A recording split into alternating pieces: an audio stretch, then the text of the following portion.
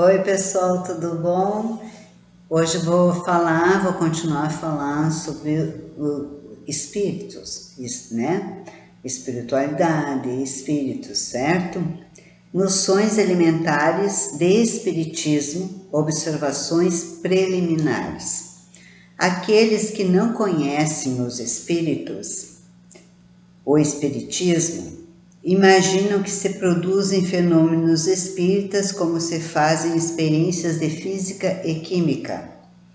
Daí sua pretensão em o submeter à sua vontade e a recusa de se colocar nas condições necessárias para a observação.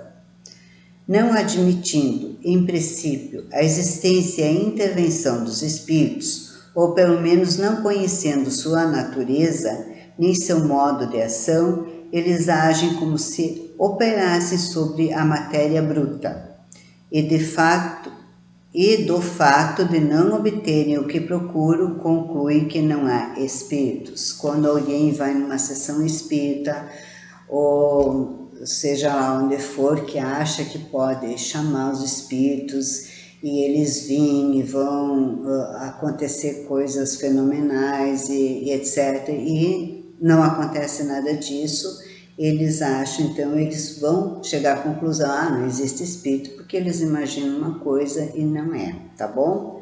Se bem que certos fenômenos possam ser provocados em razão de provirem de inteligências livres, eles não estão jamais à disposição absoluta de quem quer que seja. E quem se empenhasse em obtê-los à vontade provaria ou sua ignorância ou sua má-fé.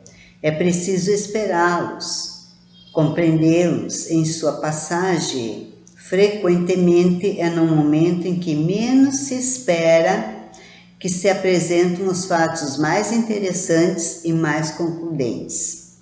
Aquele que quer seriamente se instruir deve, pois, levar nisso, como em todas as coisas, a paciência, a perseverança e fazer aquilo que é necessário. De outro modo, é melhor para ele disso não se ocupar, tá certo? Não é assim que vocês vão chegar, vão chamar os espíritos, eles vão aparecer e etc e tal. Não é assim que funciona, tá bom?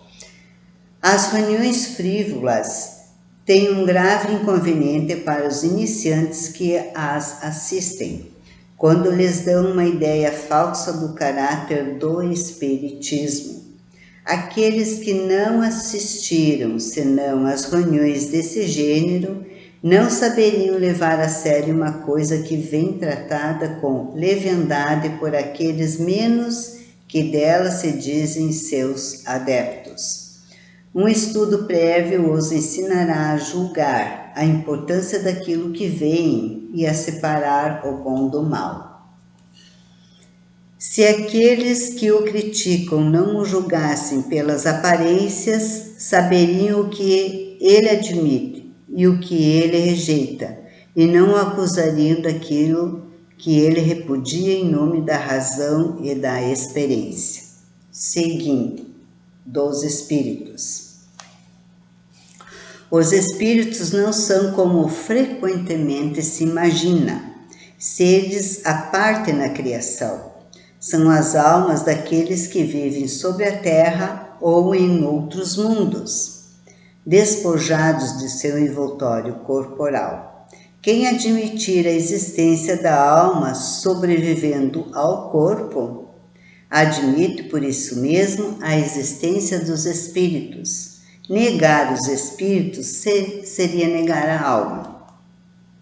Geralmente faz-se uma ideia muito falsa do estado dos espíritos. Eles não são, como alguns o creem, seres vagos e indefinidos, nem chamas como os fogos fátuos, nem fantasmas como nos contos das almas de outro mundo. São seres semelhantes a nós, tendo um corpo como o nosso, mas fluídico e invisível em seu estado normal. Quando a alma está unida ao corpo durante a vida, ela tem um duplo envoltório, um pesado, grosseiro e destrutível, que é o corpo. Esse corpo é destrutível, é pesado, grosseiro e destrutível.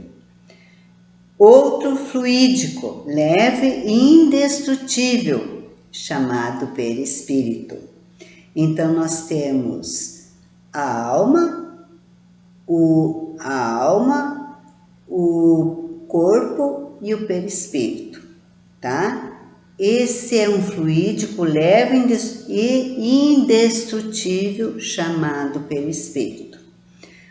Há, pois, no homem 3 coisas essenciais. Primeiro, a alma ou espírito, princípio inteligente que abriga o pensamento, tá bom? A alma ou o espírito é o princípio inteligente que abriga o pensamento, a vontade e o senso moral. Segundo, o corpo, envoltório material que coloca o espírito em relação com o mundo exterior. Terceiro, o perispírito, envoltório fluídico, leve, imponderável, servindo de liame e de intermediário entre o espírito e o corpo. O espírito, o corpo e o perispírito. O espírito e o corpo. O espírito, o perispírito e o corpo. A morte não é senão a destruição do envoltório material. A alma abandona esse envoltório como a borboleta deixa sua crisálida. Contudo, ela conserva seu corpo fluídico ou perispírito.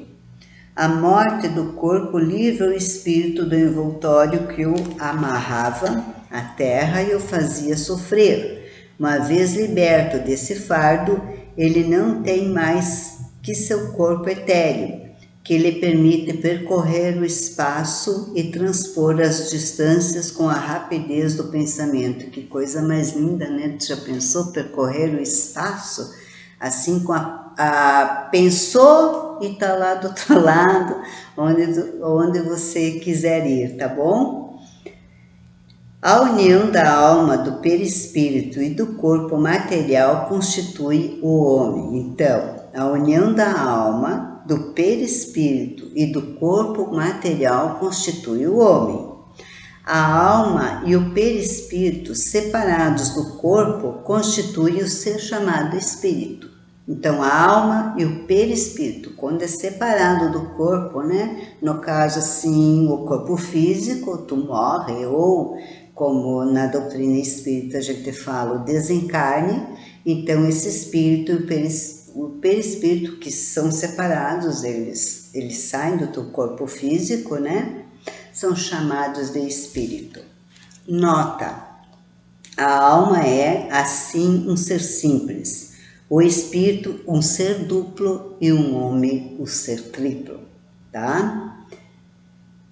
Seria, pois, mais exato reservar a palavra alma para designar o princípio inteligente. Prestem atenção, a palavra alma para designar o princípio inteligente. Alma, princípio inteligente.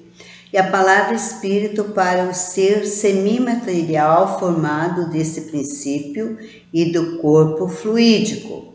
Mas, como não se pode conceber o princípio inteligente isolado de toda a matéria, nem o perispírito sem estar animado pelo princípio inteligente, as palavras alma e espírito são, usualmente, empregadas indiferentemente uma pela outra.